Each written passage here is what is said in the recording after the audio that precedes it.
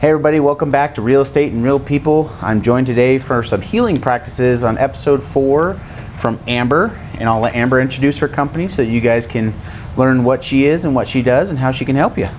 Hello, fabulous. My name is Amber Gerber. I have been an I-70 corridor resident for my entire life.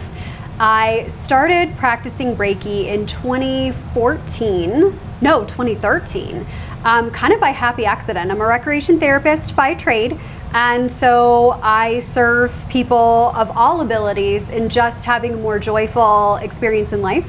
And Reiki has just been a beautiful part of that because it's an energy healing practice that originates in Japan, and it primarily just helps to relax an individual so that they can do more of like a healing, more of a reset, and just give them the opportunity to just feel whatever it is they need to feel so that they can experience whatever it is that they need to experience. Okay.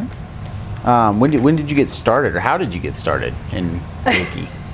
So it was actually a happy accident. Here's the weird part. So again, I'm a recreation therapist by trade.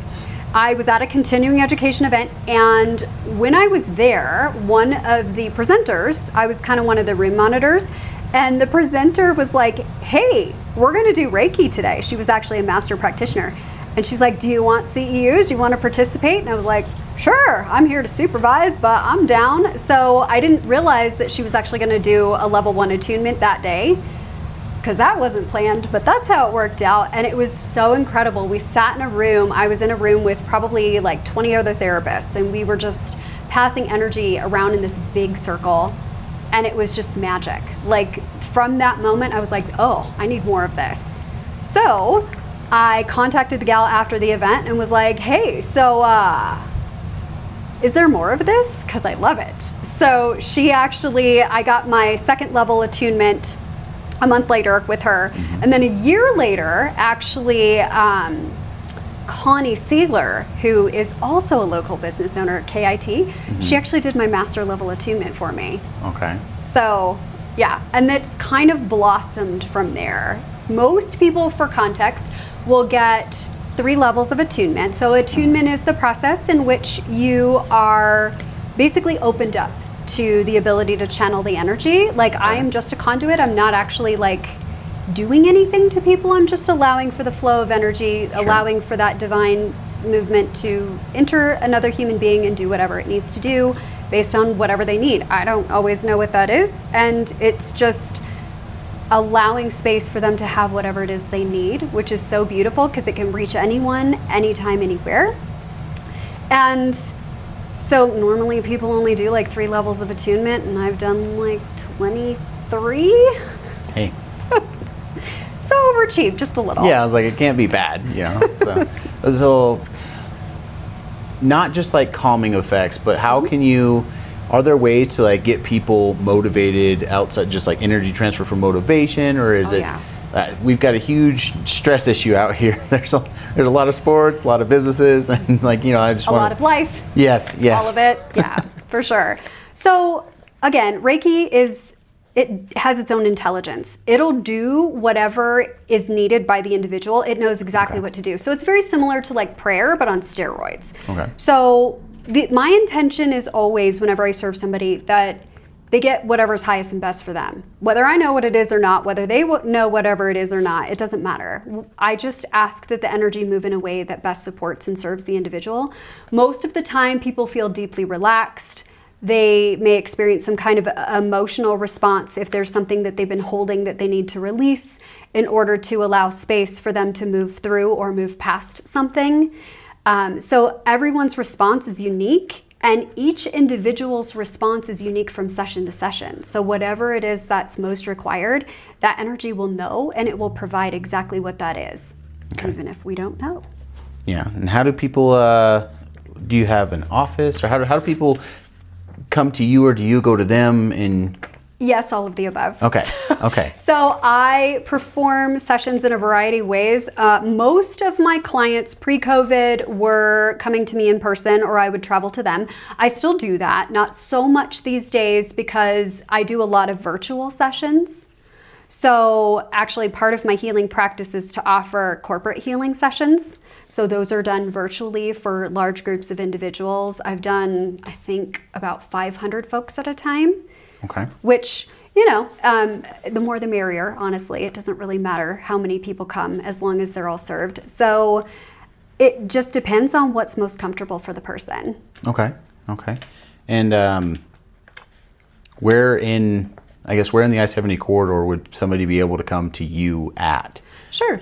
So I practice out of my home. I live in Strasburg in the Comanche Crossing neighborhood, Cool. so just Okay. across the highway. Okay, cool. Yeah, I just want to make sure this way, I might be coming to you sometime. So always could use some fair. positive energy and some positive motivation in order to get things moving. And I know my wife feels the same. She's very connected to that kind of stuff. So I love that. I know that everybody needs a good blessing. Everybody needs a good a good transfer of energy from time to time.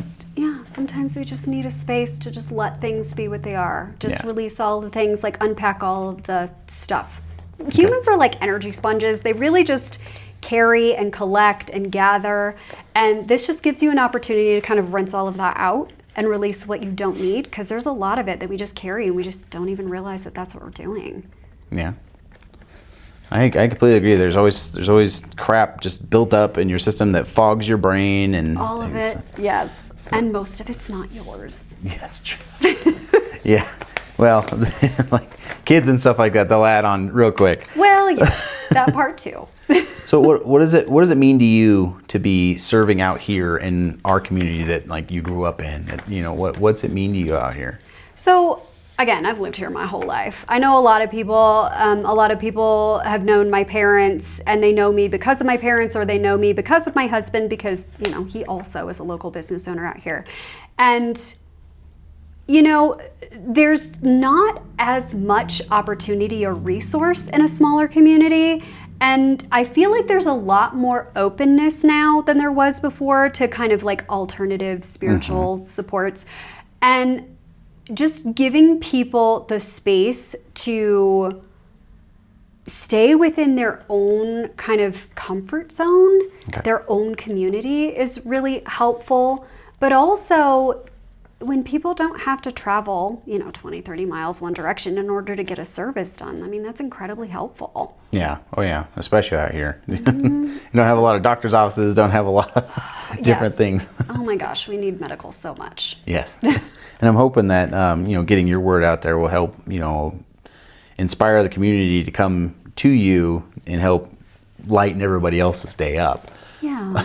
I mean, it does help with alleviating pain, because when you allow the body to relax, it can do more of its rest and repair phase, as opposed to, like when we're stressed, or especially when we're painful. That's the hardest part, because we just hold so much tension in the body, and it's really difficult to focus on something besides what hurts. And if we can just give a space for that to flow through the body and just kind of reduce the impact of that, it's incredible how much you can release and how much less pain you can experience moving forward, just having a space to put that someplace. Yeah.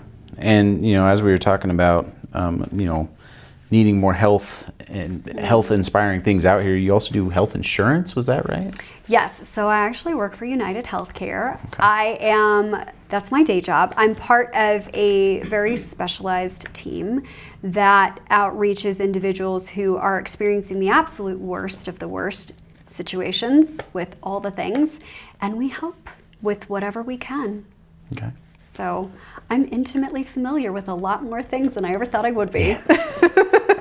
With in the health insurance side of things, is it do you ever kind of, as you're answering the calls, trying to get people set up, do you ever try to like channel some of your Reiki just into them, just to give them a positive vibe about how things are going, or what what to look up on when things are down? So here's the weird part about it, is that, so I've been doing this since 2014, and when you have been working with energy as long as I have, usually what you tend to find is it just kind of flows without your specific intent.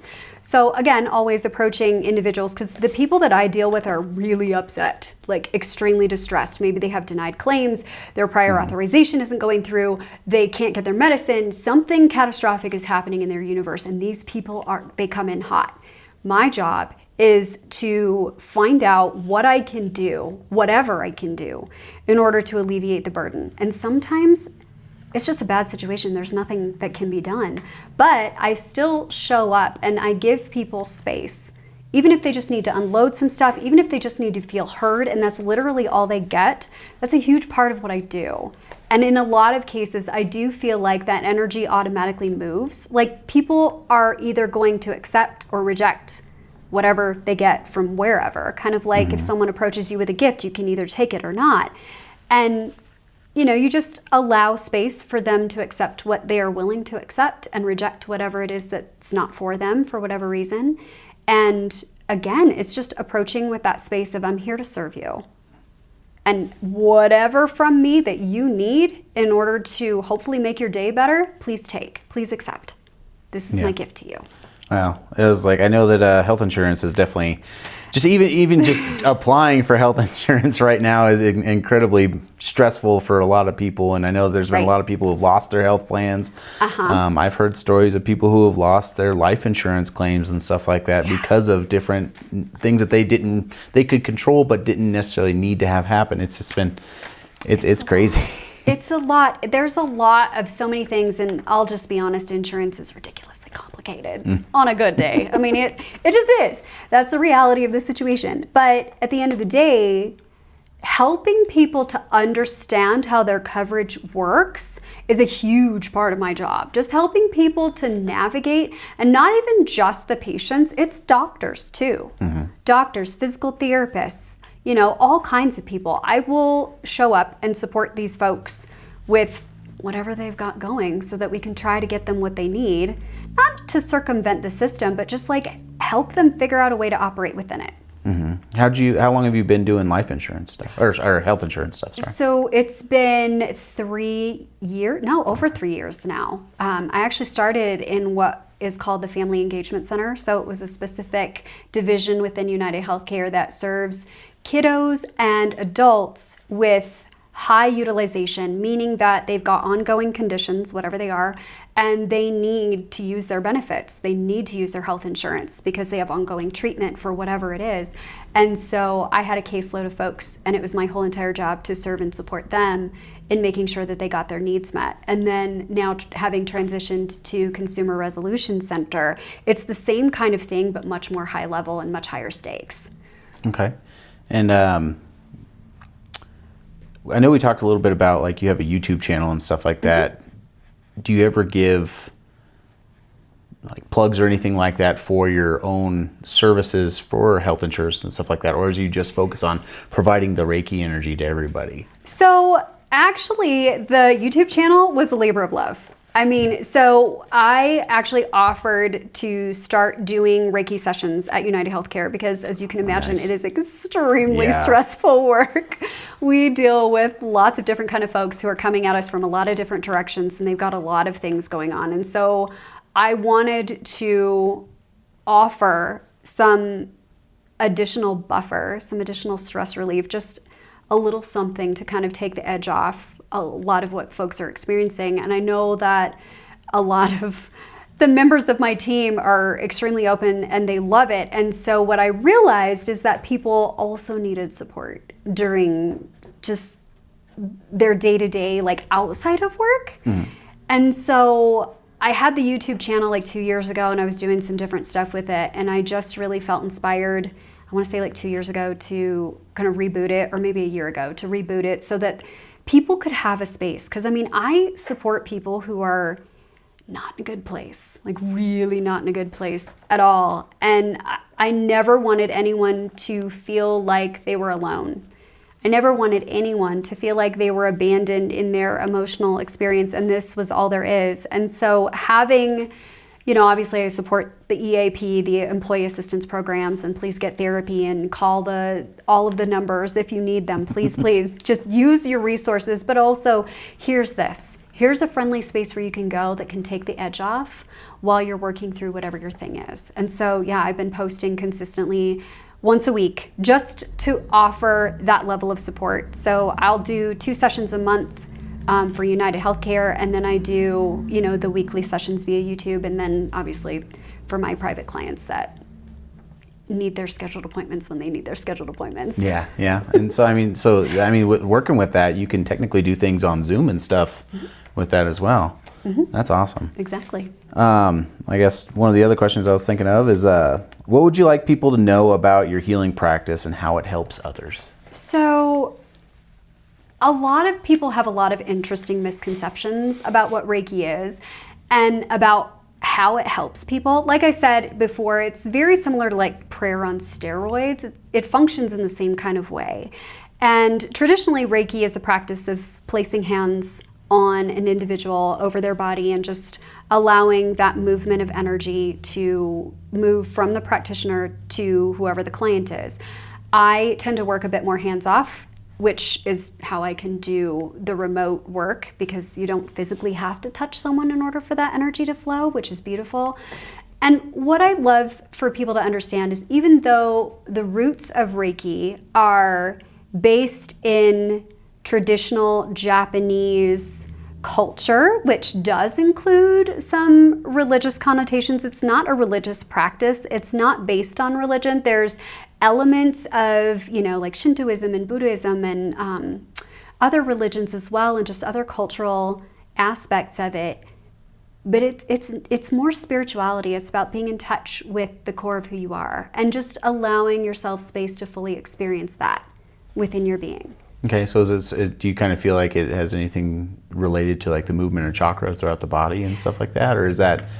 Are you able to like access any kind of thing like that? Or I know some people don't believe in that kind of stuff, but and that's totally fine. And if that's where you're at, then this probably isn't for you. Sure. But so like with the chakras, that is more of a Hindu practice, so that originates from India. But yeah, I mean, it's not traditionally a part of Reiki because there's the haras in Reiki. So like you have the middle of the body, so like center, and then you've got heart, and then you've got your head.